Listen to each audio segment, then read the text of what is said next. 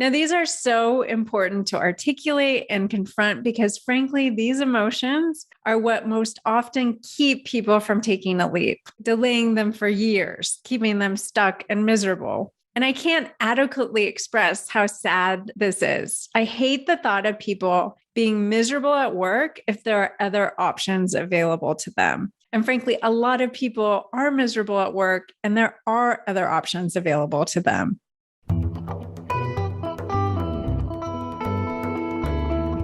Welcome to Leap Like Me. If you can't shake the feeling that you're not on the right path, if you feel called to change things up but don't know how to begin, you're in the right place. I'm your host, Lisa Hawashi, and my specialty is coaching people at those crossroads moments in life when you feel called to take a new direction.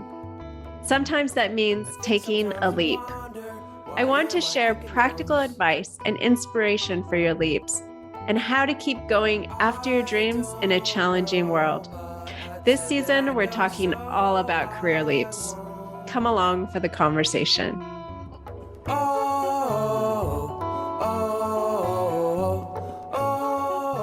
Hello, everyone. I am so excited to be kicking off season 2 of Leap Like Me with this episode. In our previous season, we went on a journey with everyday people who had taken a sabbatical leap. This season, we're talking all about the leaps that people make in their careers. And in this first episode, I want to do an overview and break down the anatomy of a career leap.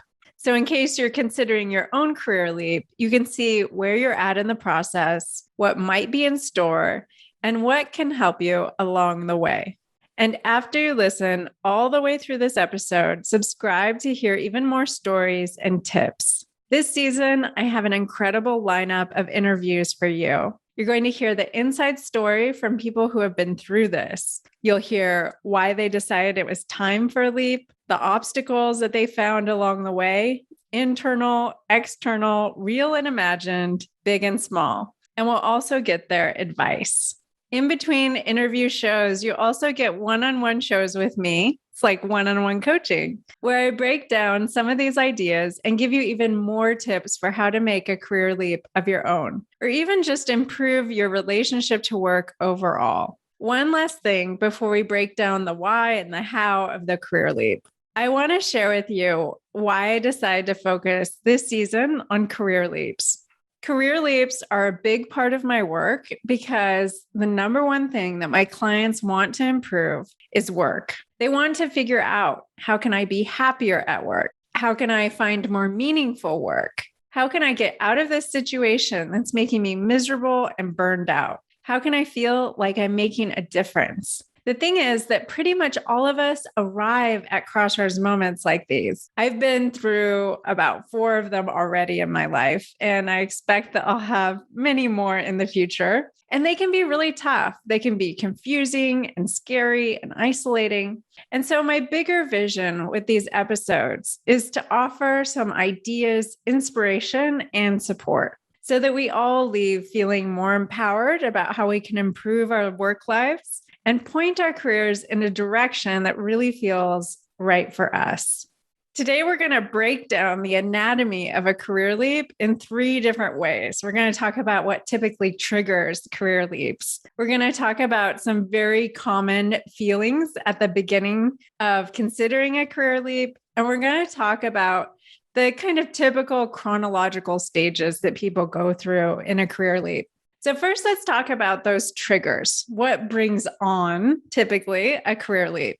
One very common trigger is just general unhappiness, right? We've all been there or had friends who are just really unhappy at work. And often it's cumulative, like it's been prolonged. It's just chronic unhappiness. So that it finally ends up being, I'm miserable, I'm burned out. Maybe I'm even starting to experience health problems that I can't ignore anymore. I've definitely had clients, for example, who have come to work with me after they've experienced panic attacks on the job, and that's been their sign that like things have got to change, right? And unfortunately, this level of unhappiness and anxiety is not uncommon.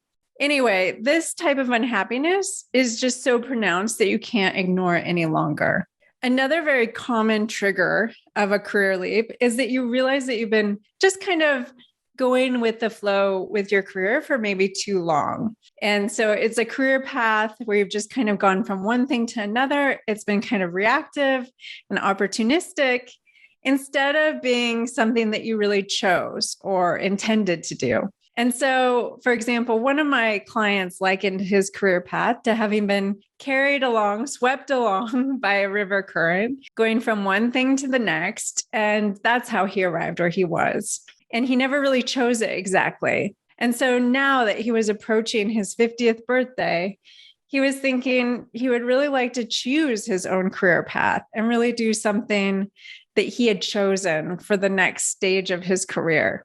So this brings us to the final, very common career leap trigger, which is what I call the landmark birthday, right? It's the decade birthday, turning 30, 40, 50, 60. And these birthdays often bring with them a sort of reckoning, getting us thinking about what are we doing right now? And what would we like to do for the next 10 years or the next stage of life?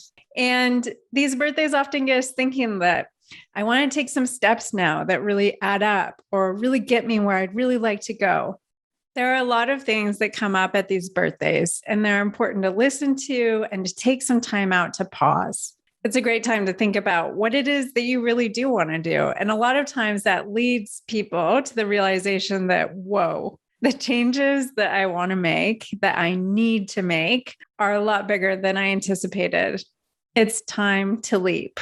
The next thing that I want to talk about as we're looking at the anatomy of a leap then are those feelings that you should expect at the beginning stages that you're going to start experiencing. Now, these are so important to articulate and confront because, frankly, these emotions are what most often keep people from taking a leap, like delaying them for years, keeping them stuck and miserable. And I can't adequately express how sad this is. I hate the thought of people being miserable at work if there are other options available to them. And frankly, a lot of people are miserable at work and there are other options available to them. So let's talk about what some of these common feelings are. The first one is fear. So there's a lot of different fears. One is the fear of failure, that you're going to try to make a change and it's not going to work, or that you'll end up in a place that's worse than you were before.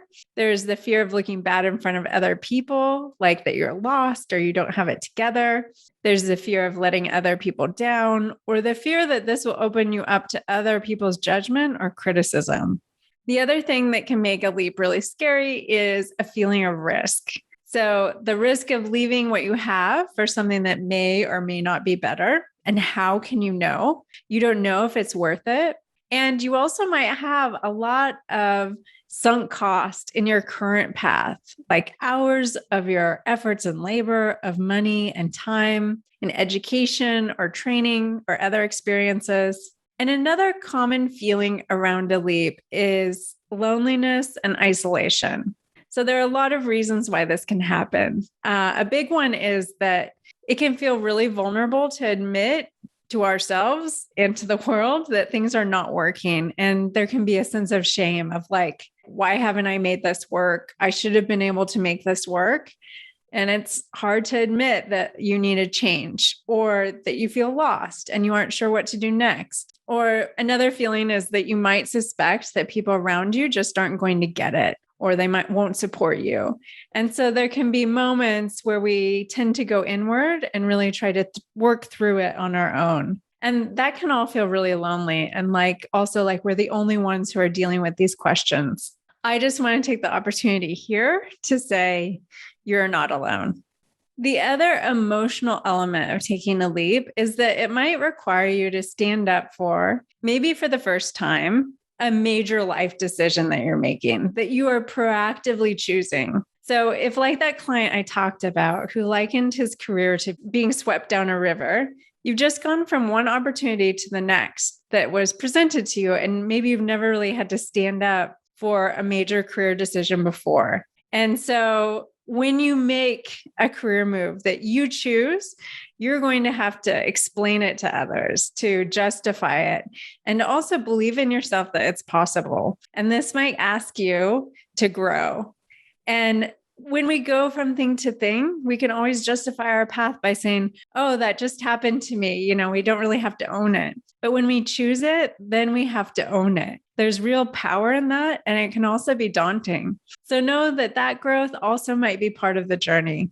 Having heard about all these messy emotions, it's really easy to understand that these types of leaps are not for the faint-hearted, right?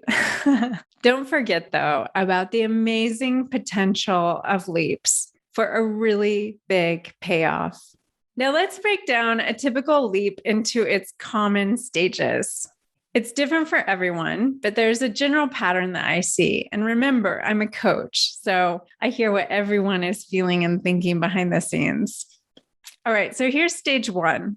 This is usually that stage where you're having increasing unhappiness and these repeated and more intense thoughts of like, I've got to make a change. I've got to do something. Something needs to change. And this stage could even lead to what I think of as the broken record stage. These thoughts go around and around in your head like a broken record. And even externally, you might feel like a broken record to other people because your partner and your best friends and other people close to you are tired of hearing you say that you need to make a change. I'm laughing because I've been there, but you're not doing anything about it yet.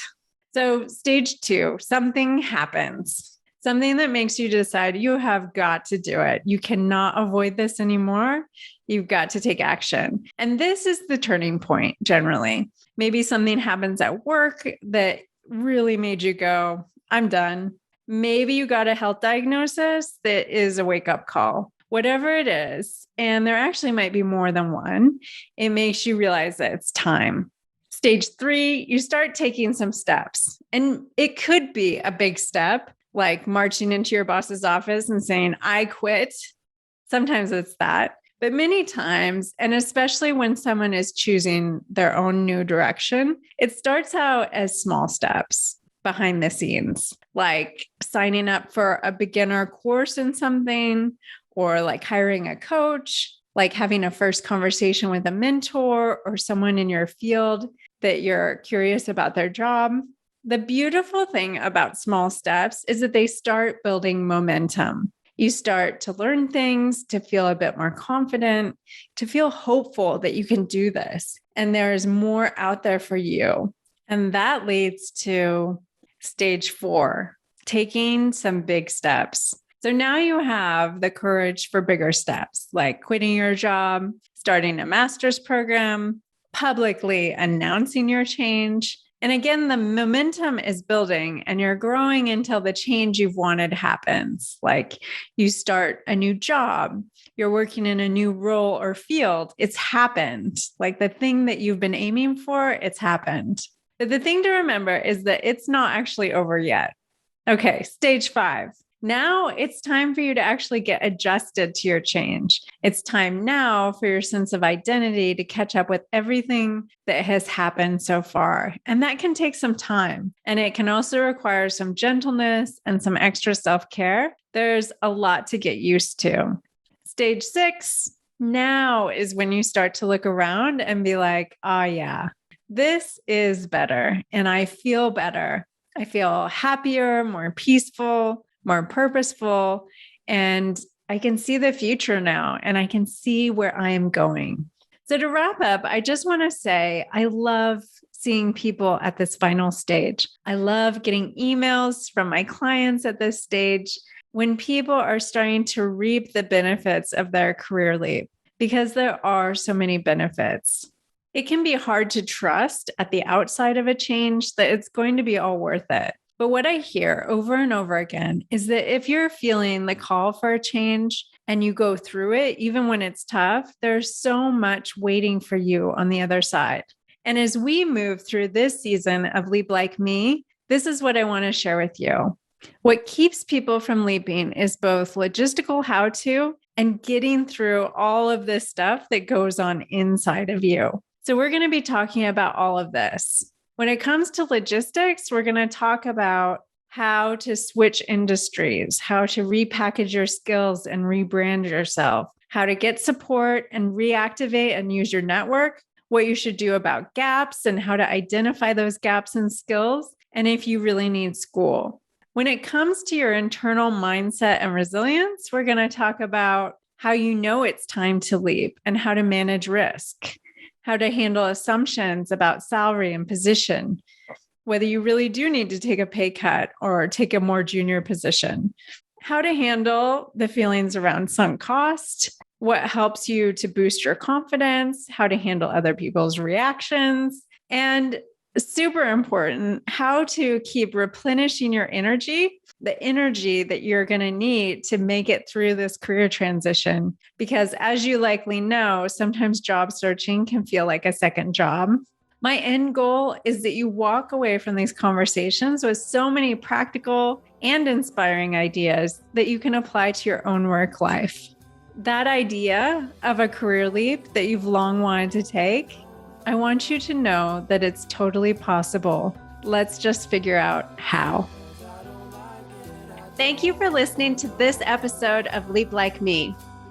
So now is the time, if you're listening for the first time and you got some inspiration and ideas for your own life and work, to hit that subscribe button so you don't miss new episodes and leave us a 5-star review.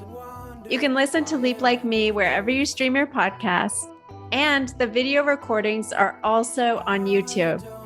Head on over to lisahawashi.com to get the show notes, which also includes transcriptions. If you're at your own crossroads moment in life and are ready to get clear on your next direction and want to work with me as a trusted outside perspective who can guide the way, then head on over to lisahawashi.com/catalyst-coaching. That's a wrap for this episode. Thank you for listening and stay tuned for more.